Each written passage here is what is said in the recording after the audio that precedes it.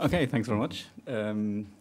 It's really difficult for me now because you just mentioned the term unfair, which really relates to the topic I'm dealing with, alternative dispute resolutions and on local governance and experiences from Germany. It is particularly unfair, probably, because I've also prepared some sort of a presentation. It's just one slide. But you won't be addressed with too much information. Just to give you an overview about what I'm dealing with. I suppose I can't. Eliza, I want to address 5 aspects, not more, just 5 aspects. So we can do. If I just give you one, the first one, yeah, that's brilliant.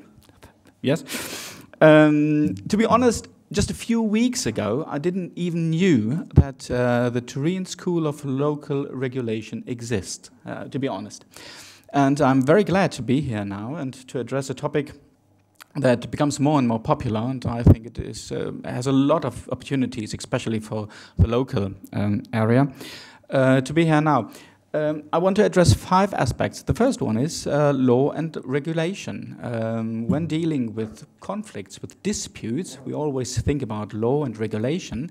And law and regulation has 2 faces. On the one hand, it can help solve problems. On the other hand, it can also conflicts can arise, disputes can arise from law aspects and aspects of regulation. So when dealing with these aspects, it is my personal opinion that when having a dispute, there are always a lot of opportunities. A lot of opportunities when dealing with this. It's an attitude. You have to love conflicts, especially on a local level, to see those opportunities and not that there are any risk in it, whereas a risk has 2 meanings too. A risk is also something you can benefit from, or a risk is something you cannot benefit from. So after having, when thinking about opportunities, it is useful to have a little bit a closer look on conflicts. And now I would like to give a brief overview about a few conflicts that recently arose in Germany, and then I will have a look on how we dealt with them. So for example, there was have you ever been to Stuttgart? Have you ever been to Germany, to Stuttgart? Maybe if you've been to Stuttgart by train, there was a huge debate about the new train station because the train agency, the Deutsche Bahn, wanted to rebuild this station. And there was a huge outcry about this because it's not only too expensive, we heard a lot about economic aspects, but also the environment was touched by this project. And yes, a lot of people, a lot of demonstration, even yes, some violence occurred because of this project. That arises the question how to deal with conflicts on a local basis. So the first one is this project in Stuttgart, which I would say is some sort of an infrastructure project. So conflicts that arise from infrastructure projects. So just one thing. Another topic on a local level might address community conflicts or neighborhood conflicts. So in the neighborhood.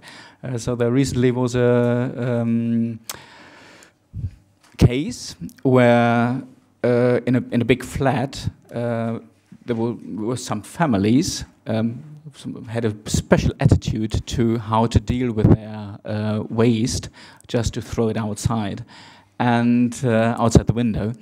And the local authorities were informed and how to deal with this conflict. Of course, you have the possibility to deal with this conflict by law, but as it is some form of a behavioral aspect, they found other mechanisms to deal with this. So conflict, infrastructure, environment, community, neighborhood, and at least whenever you try to change something within a local authority or on a local level, there is some sort of a change management. It's regulation. It's not statistic. It's people's business at least. So when deal with people, they might have the opportunity, or they might think, well, changing something is not a very good is not very good for me. So I don't want to be involved in this. So the change management also causes a lot of problems.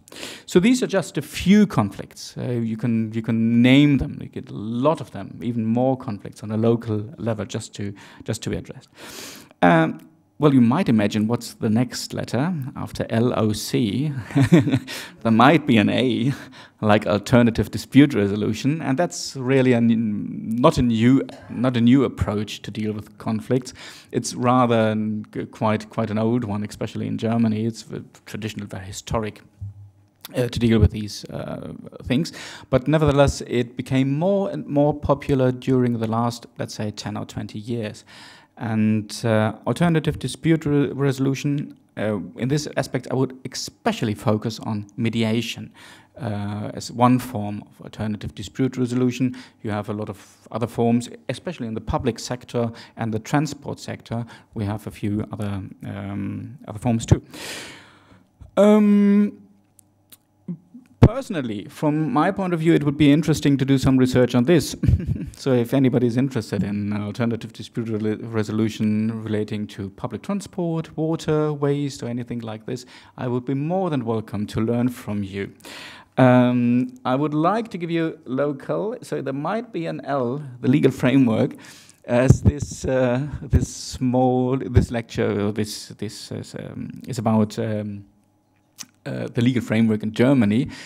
Actually, just about 2 months ago, the German Parliament adopted a new mediation act in Germany. So it's based on the European Mediation Directive, and it took quite a long time to implement it into German legislation.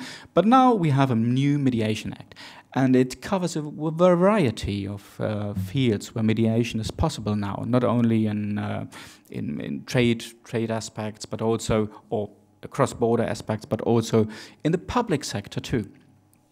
So the new Mediation Legislation Act gives it the opportunity, from my point of view, to establish some form of mechanism, of governance mechanism, just to use these alternative dispute resolution possibilities on a local level. I would be more than glad to discuss these and other topics with you, and well, yeah, that's what I wanted to talk about. Thanks very much for your attention.